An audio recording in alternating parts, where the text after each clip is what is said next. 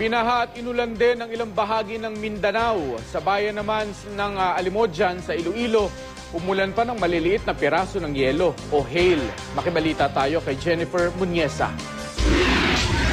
Umulan ng yelo kahapon sa Alimodjan, Iloilo. Ayon sa mga residente, sinlaki daw ng butil ng mais ang mga ito. Ang lagpok kang atop, daw kaibagi diya. Oo. Ang nang makit daw mabatsagan ko gidyang nga hindi ordinaryo nga ulan ket mag-ulan akaw bisan kabaskog do hindi mo nangabubo sa imong atop. Ayon sa Pag-asa, karaniwang nararanasan ng hail tuwing nagkakaroon ng thunderstorm. Sa Bohol, halos magdamag nagkaroon ng pag-ulan sa Tagbilaran City. Halos mag-zero visibility pa ang ilang bahagi dahil sa lakas ng ulan. Mabilis ding binaha ang mga mababang lugar.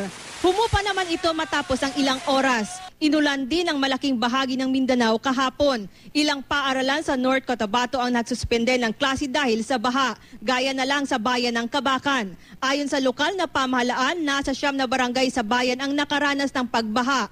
Nagkaroon din ng pagbaha sa Piquet, North Cotabato nang umapaw ang Pulangi River dahil sa malakas na pag-ulan. Lumikas na ang ilang residente. Jennifer Muñeza, Nagbabalita, Pilipinas.